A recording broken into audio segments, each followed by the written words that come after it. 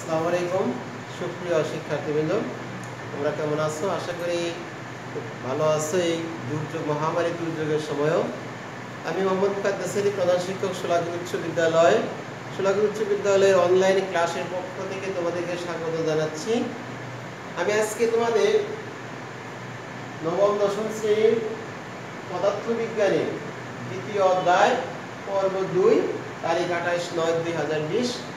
তো সুপ্রিয় শিক্ষার্থীবৃন্দ, আমি যে জিনিসটি পড়াবো তার আগে তোমাদেরকে আমি একটি চিত্র দেখাচ্ছি। তোমরা এই ছবিটা দেখে কি অনুমান করতে পারতেছো কার ছবি হতে পারে এটা? আমি যদি বলি এই ছবিটা কার হতে পারে, দেখো তো কোন বিজ্ঞানীর হতে পারে? নিশ্চয়ই ছবি এবং চেহারা দেখে তোমরা অনুমান করতে পারতেছো এটি বিজ্ঞানী গ্যালিলিও হবে।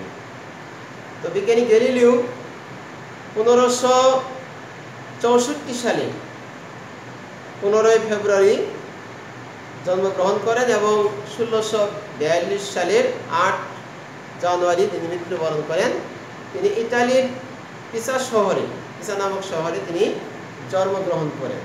অত্যন্ত মেধাবী প্রজ্ঞাময় একজন বিজ্ঞানী জ্যোতির্বিদ ছিলেন গ্যালিলিও ছোটকাল থেকেই অত্যন্ত মেধাবী ছিল, কিন্তু আর্থিক অসচ্ছলতার কারণে তিনি লেখাপড়া মাঝখানে স্থগিত হয়ে যায়, অর্থাৎ পিসা বিশ্ববিদ্যালয়ে পড়ার সময় তার লেখাপড়া বন্ধ হয়ে যায়। এরপরেও তিনি তার লেখাপড়া স্থগিত না করে তিনি লেখাপড়া কিন্তু চালিয়ে গেছেন। আমরা অনেক সময় শিক্ষার্থী আর্থিক সচ্ছলতার কারণ দেখে, অজুহাত দেখে আমরা কিন্তু লেখাপড়া থেকে দূরে সরে যাই, লেখাপড়া বাদ দিই, যে বাবা মা অর্থ দিতে পারতেছে না, এই যে একটা আমাদের মধ্যে দুর্বলতা কাজ করে। আসলে অনেক যারা মেধাবী, যারা বিজ্ঞানী, অর্থাৎ যারা বিশ্বের প্রেসিডেন্টই বলো আর বিজ্ঞানী বলো, আর্থিক অসচ্ছলতা তাদের ছিল, কিন্তু সেই অসচ্ছলতার মধ্য থেকে কিন্তু তারা লেখাপড়া করে তারা তাদের অবস্থানটা সুদৃঢ় করেছেন। তো সুপ্রিয় শিক্ষার্থীবৃন্দ, আমরা সেই গ্যালিলিও সম্পর্কে কিছুটা জানো। তো গ্যালিলিও দূরবীক্ষণ যন্ত্রের আবিষ্কার করেছে, অত্যন্ত সুন্দর দূরবীক্ষণ যন্ত্র, যেটা দূরের জিনিস দেখা যায়। তো সুপ্রিয় শিক্ষার্থীবৃন্দ, চাঁদের যে কলঙ্ক আছে, আমরা বলি যে চাঁদেরও কলঙ্ক আছে, তিনি দূরবীক্ষণ যন্ত্রের সাহায্যে কিন্তু চাঁদের যে দেখা যাইতেছে যে ঝাপসা যে অংশগুলা তিনি দূরবীক্ষণ যন্ত্র দিয়ে অনুমান করছিলেন, সেগুলোতে পাহাড় আছে বা সাগর আছে, সাগরের যে পানি আছে সেটা কিন্তু তিনি অনুমান করছিলেন। তো সুপ্রিয় শিক্ষার্থীবৃন্দ, সেই বিখ্যাত বিজ্ঞানী গ্যালিলিও একদিকে দার্শনিক, একদিকে জ্যোতির্বিদ, একদিকে গণিতবিদ, অর্থাৎ আধুনিক গণিতের যিনি জনক তাকে বলা হয়, বিজ্ঞানী গ্যালিলিওকে বলা হয়। এই বিজ্ঞানী গ্যালিলিওর ধারণা থেকে কিন্তু স্যার আইজাক নিউটন, অর্থাৎ নিউটনের সূত্রগুলো প্রদান করেছেন সেই গ্যালিলিওর ধারণা থেকে কিন্তু। তো সুপ্রিয় শিক্ষার্থীবৃন্দ, আমরা গ্যালিলিও তোমাদের নবম দশম শ্রেণীতে গ্যালিলিওর যে পরন্ত বস্তুর সূত্রগুলো, সেই সূত্রগুলো আমরা সম্পর্কে আজকে তোমাদের নিয়ে আলোচনা করব। তাহলে সুপ্রিয় শিক্ষার্থীবৃন্দ, বুঝতে পারছো গ্যালিলিওর পরন্ত বস্তুর সূত্র, পরন্ত বস্তুর সূত্র নিয়ে আলোচনা। তো সুপ্রিয় শিক্ষার্থীবৃন্দ, পিসা নামক শহরে প্রায় 86.something মিটার উঁচু একটি বিল্ডিং থেকে, হেলানো বিল্ডিং থেকে তিনি লক্ষ্য করলেন একই সাথে তিনি পালক এবং একটি গিনি, পাথর জাতীয় ছোট্ট একটা গিনি জাতীয় একসাথে তিনি ছেড়ে দিয়েছিলেন। দেখা গেল যে স্বাভাবিকভাবে তোমরা জানো পাথরটি আগে পড়বে এবং পালকটি পরে পড়বে। এই যে পড়ার পরে কেন পৃথিবীতে কেন আসে, সেটা হলো একটা অভিকর্ষ ত্বরণের কারণে আসে, গ্র্যাভিটির কারণে আসে। তো সুপ্রিয় শিক্ষার্থীবৃন্দ, এই যে পালক এবং গিনি একসাথে ছেড়ে দিলে দেখা যাচ্ছে পালকটা পরে এবং গিনিটা আগে পড়ে, এটা বাতাসে বাধার কারণে পড়ে এবং দুটোই পরে অভিকর্ষ বলের কারণে। তো সুপ্রিয় শিক্ষার্থীবৃন্দ, এই দুটা জিনিসকে তিনি একত্রিত করে বাধাহীন স্থানে, যেখানে কোনো বাধা নাই, অর্থাৎ যেখানে কোনো বায়ু নাই, এরকম বায়ু শূন্য স্থানে তিনি একসাথে ছেড়ে দিলেন, দেখা গেল একসাথে মাটিতে পড়ছে। অর্থাৎ বাধাহীন স্থানে, বায়ুশূন্য স্থানে এরকম দুটি, একটি ভারী জিনিস এবং একটি হালকা জিনিসকে যদি একত্রে ছেড়ে দেওয়া যায়, অর্থাৎ একটা পালক, সুপ্রিয় শিক্ষার্থীবৃন্দ, যদি একটি পালক হয়, তো সেই পালকটাকে যদি আরেকটা ভারী জিনিসকে যদি একত্রিত করে ছেড়ে দেওয়া হয়, তাহলে দেখা যাবে যে যদি বাধাহীন স্থান হয়, এটা পালক আর একটা ভারী বস্তু, ভারী বস্তু এইগুলা যদি একত্রে ছেড়ে দেওয়া যায়, দেখা যাচ্ছে যদি বাতাস থাকে, তাহলে বাতাস থাকে তাহলে দেখা যাচ্ছে এটা পরে পড়বে, এটা আগে পড়বে সুপ্রিয় শিক্ষার্থীবৃন্দ। কিন্তু যদি বাধাহীন স্থানে এটাকে ছেড়ে দেওয়া যায়, তাহলে দেখা যাবে যে দুটো বস্তুই একত্রে একসাথে মাটিতে পড়বে। এই যে গ্যালিলিওর অর্থাৎ অভিকর্ষ বলের সূত্রকে কাজে লাগিয়ে, অভিকর্ষ ত্বরণকে কাজে লাগিয়ে সুপ্রিয় শিক্ষার্থীবৃন্দ গ্যালিলিও 3টি সূত্র দিয়েছেন বিজ্ঞানী গ্যালিলিও।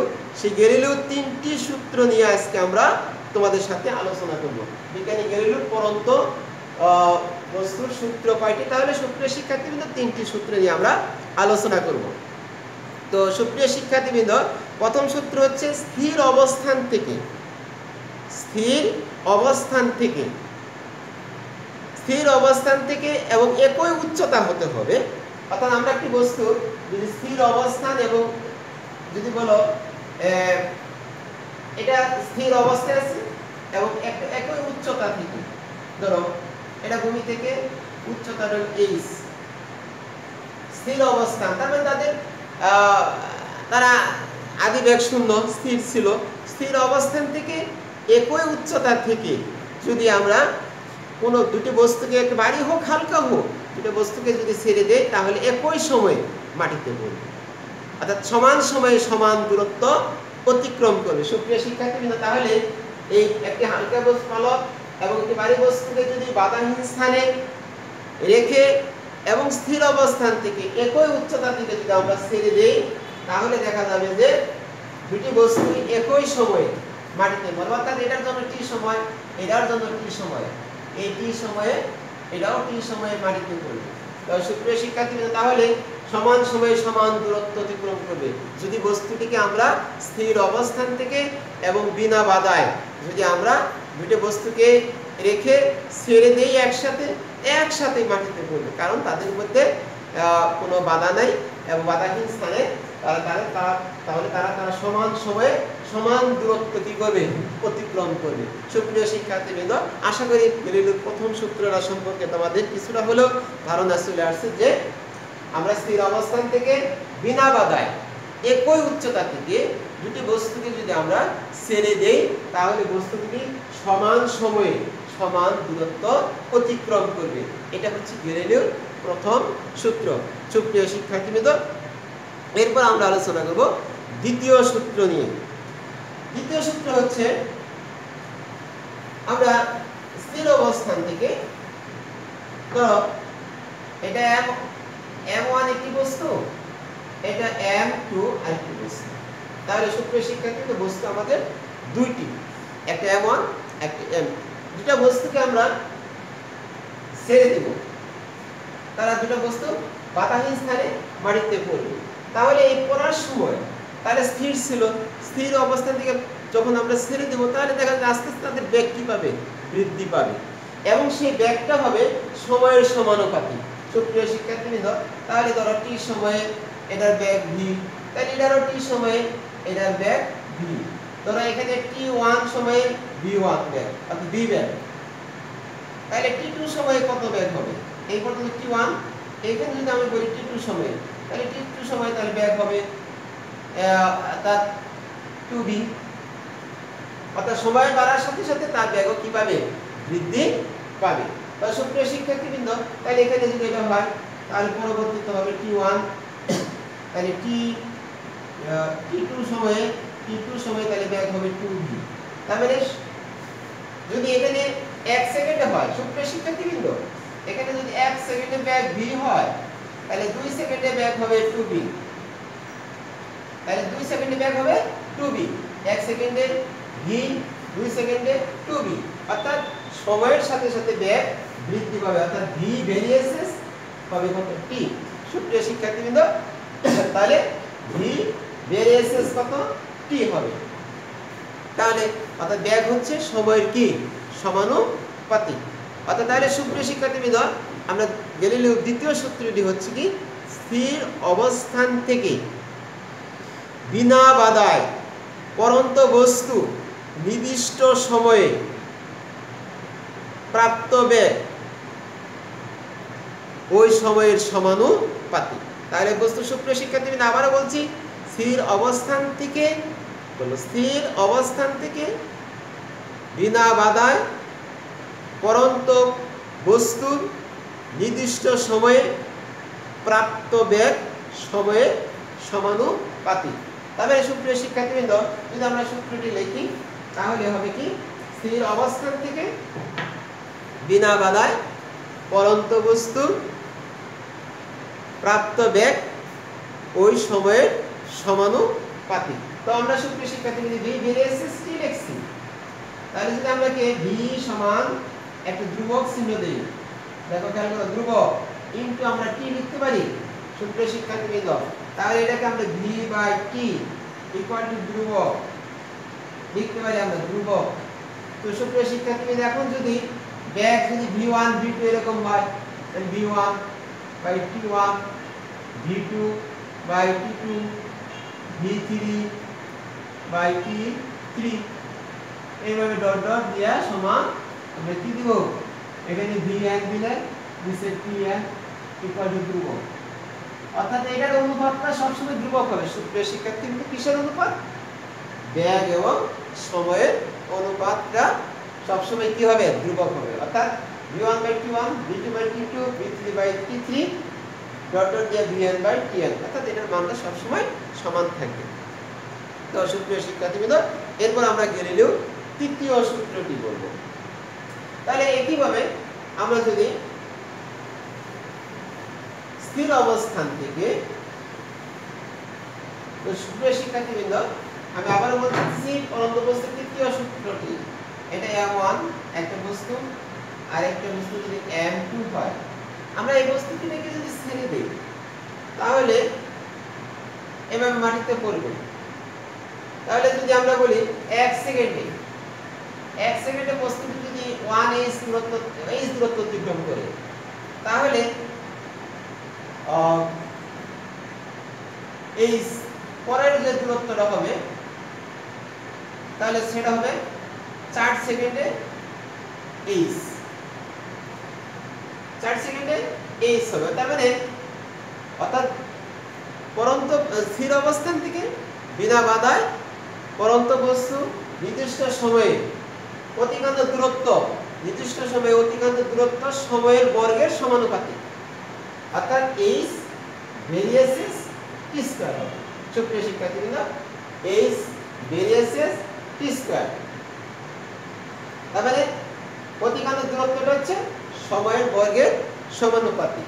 তো আমরা এটা যদি এভাবে লিখি, তাহলে যদি এইভাবে বলি পরের h পরের যে দূরত্বটা এটা যদি হয় তাহলে 9 সেকেন্ডে 3 3 9 সেকেন্ডে h পরের দূরত্বটা অতিক্রম যেটা করবে। সুপ্রিয় শিক্ষার্থীবৃন্দ যদি এটা h 1h হয়, অর্থাৎ যদি এটা তোমার 1 মিটার হয়, পরের 2 মিটারে অতিক্রান্ত সময় হবে কত, তাহলে 2 মিটার অতিক্রম করতে সময় লাগবে কত, 4। অর্থাৎ আমরা এখানে দেখি তাহলে সুপ্রিয় শিক্ষার্থীবৃন্দ ধ্রুবক গুণন t স্কয়ার, মানে h by t square equal to ধ্রুবক। তার মানে আমরা এটাকে সুপ্রিয় শিক্ষার্থীবৃন্দ এভাবে লিখতে পারি h1 by t1 square h2 by t2 square h3 by t3 square, এভাবে h4 by t4 square equal to dot dot equal to ধ্রুবক। সুপ্রিয় শিক্ষার্থীবৃন্দ তাহলে আমাদের অর্থাৎ দূরত্ব এবং সময়ের বর্গের অনুপাত, দূরত্ব বাই সময়ের বর্গের অনুপাত, দূরত্ব বাই সময়ের বর্গের যে অনুপাতটা সবসময় কি থাকবে, ধ্রুবক থাকবে।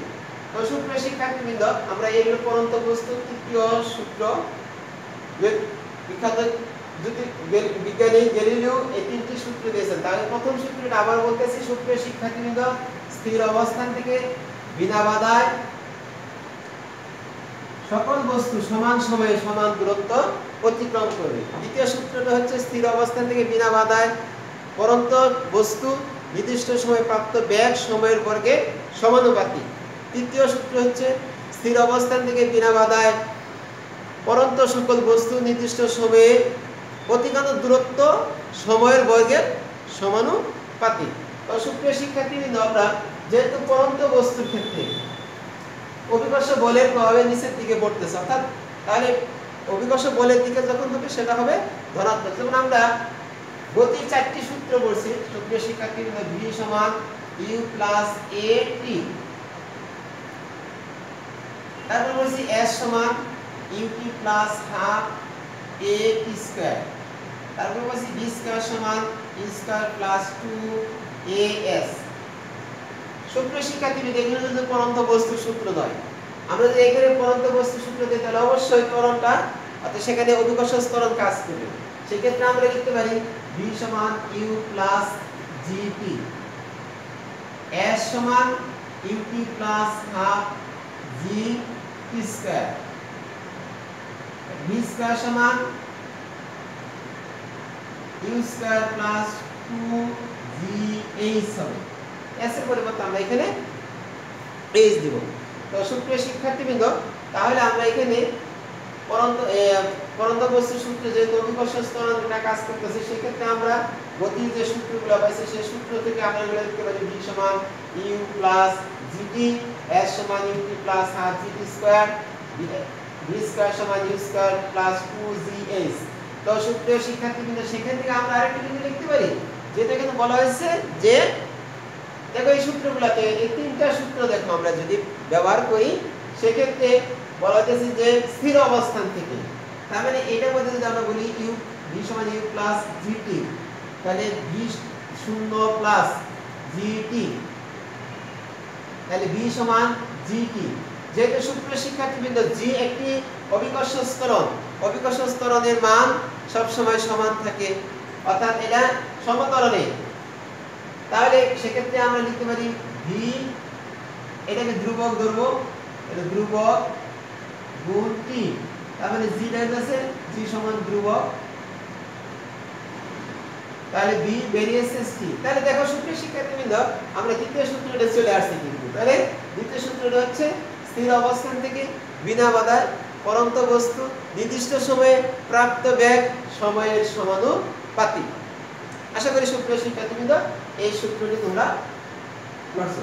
এরপর আসো আমরা এটা যদি লিখি s সমান, আমরা s এর পরিবর্তে h দিব সুপ্রিয় শিক্ষার্থীবৃন্দ, s এর পরিবর্তে h সমান ut plus half g t square. তাই এখানে যেহেতু আমরা বলতেছি স্থির অবস্থান থেকে, সুপ্রিয় শিক্ষার্থীবৃন্দ লক্ষ্য করো স্থির অবস্থান থেকে, তার মানে তার আদি বেগটা কি হচ্ছে, শূন্য হচ্ছে, তাহলে 0 যোগ হাফ g t স্কয়ার, তাহলে h সমান হাফ g t স্কয়ার। সুপ্রিয় শিক্ষার্থীবৃন্দ লক্ষ্য করো h সমান তাহলে হাফ, এইটুকু যদি আমরা ধ্রুবক ধরি তাহলে হাফ ধ্রুবক অটোমেটিক g অভিকর্ষ ত্বরণ ধ্রুবক, তাহলে ধ্রুবক গুণ t স্কয়ার, তাহলে h ভেরিয়েন্স t স্কয়ার। তাহলে সুপ্রিয় শিক্ষার্থীবৃন্দ দেখো অলরেডি গ্যালিলিও তৃতীয় সূত্রটা এখানে চলে আসছে, তাহলে h ভেরিয়েন্স t স্কয়ার, তার মানে নির্দিষ্ট স্থির অবস্থান থেকে বিনা বাধায় পরন্ত বস্তু নির্দিষ্ট সময়ে অতিক্রান্ত দূরত্ব সময়ের বর্গের সমানুপাতিক হবে। সময়ের বর্গের কি হবে, সমানুপাতিক। অর্থাৎ 1 সেকেন্ড যদি হয় তাহলে দেখা যাচ্ছে h দূরত্ব, 2 সেকেন্ড হলে 4 মিটার, 3 সেকেন্ড হলে 9 মিটার, 4 সেকেন্ড হলে 16 মিটার। তার মানে সুপ্রিয় শিক্ষার্থীবৃন্দ যদি একটা বস্তু এখান থেকে আমরা ছেড়ে দেই, যদি 1 সেকেন্ডে যদি h মিটার দূরত্ব অতিক্রম করে, 1 সেকেন্ডে h মিটার, 1 সেকেন্ডে, তাহলে পরবর্তী 2 সেকেন্ডে অতিক্রান্ত দূরত্ব হবে 4h মিটার। তারপরে সুপ্রিয় শিক্ষার্থীবৃন্দ 3 সেকেন্ডে অতিক্রান্ত দূরত্ব যদি বলি আমরা, তাহলে 3 সেকেন্ড হবে 9h মিটার হবে। তো সুপ্রিয় শিক্ষার্থীবৃন্দ তাহলে 1 সেকেন্ডে h মিটার হলে 2 সেকেন্ডে, তাহলে 2 সেকেন্ডে মোট দূরত্ব কত হচ্ছে, 2 সেকেন্ডে দূরত্বটা আমরা তাহলে এখানে h 4h থেকে h বাদ দেব, তাহলে কত হচ্ছে 3h। তো আশা করি সুপ্রিয় শিক্ষার্থীবৃন্দ আমরা তাহলে গ্যালিলিওর যে পরন্ত বস্তু তিনটি সূত্র, এই তিনটি সূত্র থেকে আমরা আবার দেখো h ভেরিয়েন্স t স্কয়ার পেলাম, v ভেরিয়েন্স t বেসিক, অর্থাৎ বিনা বাধায় স্থির অবস্থান থেকে বিনা বাধায় পরন্ত সকল বস্তু নির্দিষ্ট সময়ে প্রাপ্ত ব্যাগ সময়ের সমানুপাতিক স্থির অবস্থান থেকে বিনা বাধায় পরন্ত বস্তু নির্দিষ্ট সময়ে অতিক্রান্ত দূরত্ব সময়ের বর্গের সমানুপাতিক। তাহলে আশা করি সুপ্রিয় শিক্ষার্থীরা তোমরা গ্যালিলিও এই তিনটি সূত্র আজকে তোমাদের এই আমি দিলাম, এই সূত্র তিনটি তোমরা বাসায় গিয়ে আজকে একটু চেষ্টা বাসায় একটু বসে বসে তোমরা নিজের বই দেখে একটু সূত্র তিনটা অটোমেটিক মুখস্থ করতে হবে তোমাদেরকে স্বাভাবিকভাবে। তো আশা করি তোমরা আমাদের যে সোনাপুর উচ্চ বিদ্যালয় থেকে যে অনলাইন ক্লাসে আমরা আয়োজন করেছি সেই অনলাইন ক্লাসটা তোমরা অত্যন্ত মনোযোগ সহকারে লক্ষ্য করতেছো এবং তোমরা শুধু নিজেরা পড়লে হবে না এবং তোমাদের যে বন্ধু আছে, তোমার সহপাঠী আছে, তাদেরকে তোমরা উদ্বুদ্ধ করবে, তোমাদের অভিভাবককে উদ্বুদ্ধ করবে। আমাদের এই অনলাইন ক্লাসটা তখনই সার্থক হবে, আমাদের শ্রম মেধা তখনই সার্থক হবে যখন তোমরা এই অনলাইন ক্লাসগুলো সুন্দরভাবে খেয়াল করবে। এবং মানে সুপ্রিয় শিক্ষার্থীবৃন্দ, আমাদের 3 অক্টোবর পর্যন্ত তোমরা জানো স্বাভাবিকভাবে গভর্নমেন্ট ছুটি ঘোষণা করছে শিক্ষা প্রতিষ্ঠান। এখনও কিন্তু এই দুর্যোগ, মহামারী দুর্যোগ কিন্তু এখনও শেষ হয় নাই। তো যেহেতু যেখানে জেএসসি পরীক্ষা স্থগিত, জেএসসি পরীক্ষা স্থগিত হলেও কিন্তু বার্ষিক পরীক্ষা হবে, পিএইচসি পরীক্ষা স্থগিত হলেও কিন্তু বার্ষিক পরীক্ষা হবে। বার্ষিক পরীক্ষা ছাড়া কিন্তু কোনো মতেই উপরে ক্লাসে প্রমোশন দেওয়ার কোনো সুযোগ নাই। কাজেই পড়তে হবে। এই চিন্তা ভাবনা নিয়ে যদি কেউ বই ফেলে দিয়ে থাকো, আজকে থেকে বই সংগ্রহ করে তোমরা পড়া শুরু করো। ভালো থাকো, সুস্থ থাকো, এই আশা প্রত্যাশা ব্যক্ত করে শেষ করছি। আসসালামু আলাইকুম।